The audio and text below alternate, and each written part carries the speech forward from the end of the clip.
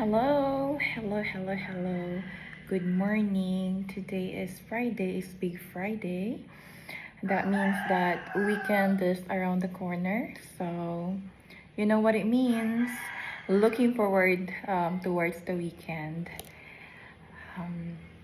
But anyway, today is the day that the Lord has made. Let us rejoice and be glad in it. I just want to give you an update of my Wake Up to Hope devotion. So right now, I am currently at page 354 over there.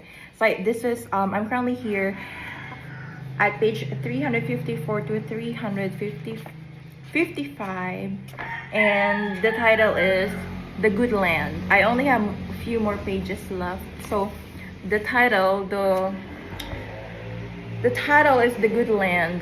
So this says, the word of this says, for the Lord your God is bringing you into a good land, a land with brooks, streams, and deep spring gushing out into the valleys and hills. Wow. So today's word is all about blessing and abundance. So if you've noticed, it says a land with brooks, streams, and deep springs gushing out. So in other words, in Tagalog or in Bicol, dadalhin tayo ng Panginoon sa lupang abundant of water. Paano ko ba ito tatagalugin? A land with brook streams, I can just imagine it in my mind right now. So lupang puno-puno ng alam mo yon, ng liwanag, ng karagatan, ng maraming tubig, streams, brooks, springs, valleys, and deep springs gushing out into the valleys and hills. So parang napakagandang tanawin nun. But anyway, alam nyo naman, when you read the Bible, there's a lot of metaphor, there's a lot of hyperbole. So sometimes you can think of it as exaggeration, but that is the beauty of reading the Word, right? It makes you think and ponder, and it makes you imagine things.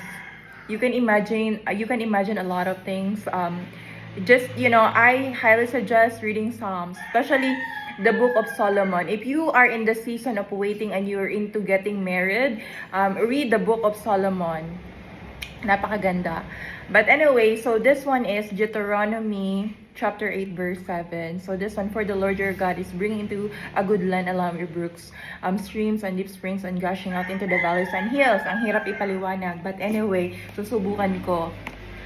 So dito, yung reflection nito, it says, are you facing an area of lack in your life? May mga pagkukulang ba sa buhay mo? Are you lacking in your finances? Are you lacking in your relationships? Are you lacking in physical health?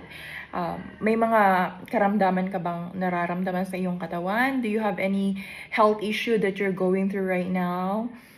Do you have any financial issue that you're going through right now? Maybe loans, debts, whatever it is that you can think of to bother you. Alam mo yun, what keeps you up at night? Ano yung dahilan kung bakit hindi ka makatulog sa gabi? Dahil kulang ba yung pera mo? May nararamdaman ka ba sa katawan mo? May problema ka ba sa relasyon mo?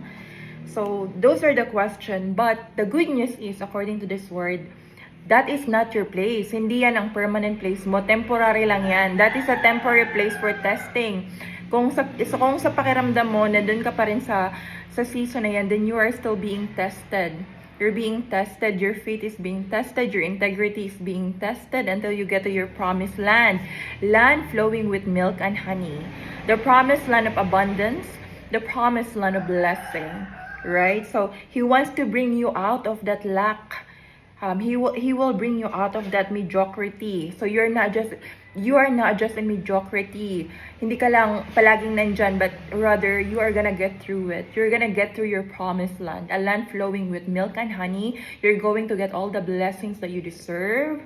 God will open a bigger door that is beyond your comprehension. That it is a door filled with blessings and abundance and all the things that you can think of. Diba, napaka-positive. So hindi lang the Bible, the promises of God doesn't mean that you're going to stay at home, do nothing. So it is a mix of words, actions, and common sense at the same time. But And the beauty of it, knowing that you have a guide. Kasi if you're a traveler, you're gonna get lost without a map. You're gonna get lost without a compass. If you're going through a dark tunnel, you're gonna get lost without a light. So, ganun din yon sa buhay. We need to have a compass. We need to have a guide. We need to have a map to get through our destination. 'Di ba? So anyway, malapit na tayong matapos sa Wake Up to Hope devotion. So araw-araw naman nakakatulog tayo sa gabi ng maayos, and when we wake up in the morning, there's hope. At excited ako. I am very excited to see what the morning will bring. So napaka-positive and hopeful nitong salita sa araw na ito. So it says here, the key in order to get God's result, we have to do things God's way. So hindi ito hindi ito I Did It My Way by Frank Sinatra. Frank Sinatra ba yung kumanta ng I Did It My Way? Hindi ito I Did It My Way. It's God's way, not your way. Right? So it says here, the key in order to get God's result, we have to do things God's way. Right? So His love is unconditional. His access is unlimited. But our obedience is what opens the door to His blessings. Ayan. The secret is O. Malaking O. Obedience. The secret is obedience, being obedient to His word, that you are being tested, your integrity is being tested, that even no one is watching, you are doing the right thing, right? Ano pa? So it says here, we have to do our part and humble ourselves before Him and keep pressing forward with an attitude of faith and expectancy. Ayan, we have to learn how to be humble. Marunong tayong magpakumbaba, marunong tayong mag-concede, marunong tayong this is our right to relinquish, our right to be right? So, and we also have to have that, what do you call this? We have to have this attitude of expectancy. It's like being pregnant all the time, that you're expecting to give birth, that anytime your water will break and you're going to give birth to another season of blessing, right? Anyway, so remember, promotion doesn't come from people, it comes from the Lord.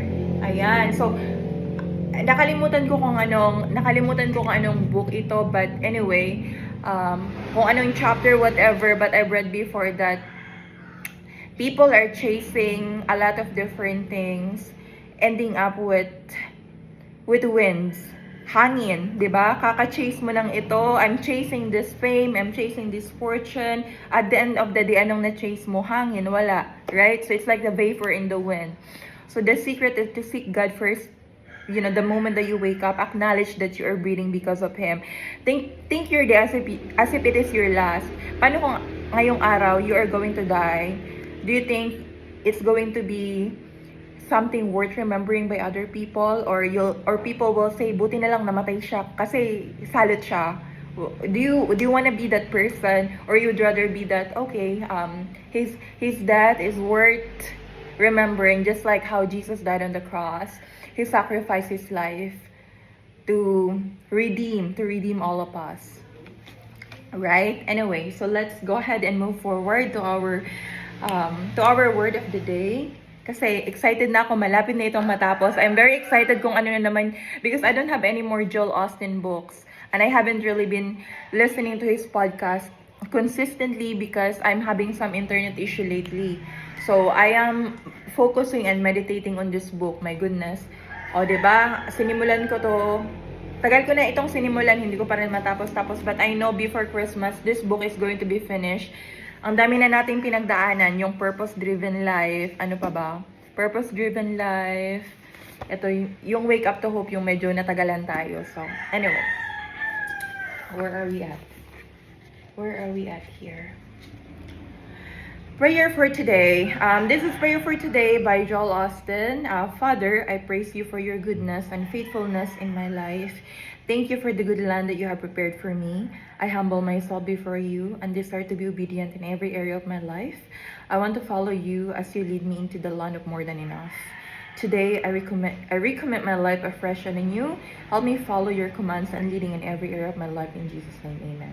Okay. Oh, ito pa. Favorite ko ito. Nakalagay dito, it says, the Bible says that if you're faithful in the little thing, God will give you greater things, right? So, ibig sabihin, kung loyal ka at faithful ka sa maliit na kapirasong biyaya, then God will trust you with a bigger blessing. Kung kaya mong panindigan isang maliit na pirasong biyaya at kaya mong maging maging good steward. If you're a good steward of God's blessing, then you are going to be rewarded with a greater blessing in the future because you know how to handle. You know how to handle the blessings. You are not wasting and you're not taking it for granted. Rather, you know how to you know how to appreciate the gift of life. You know that go out, go out, sail your boat.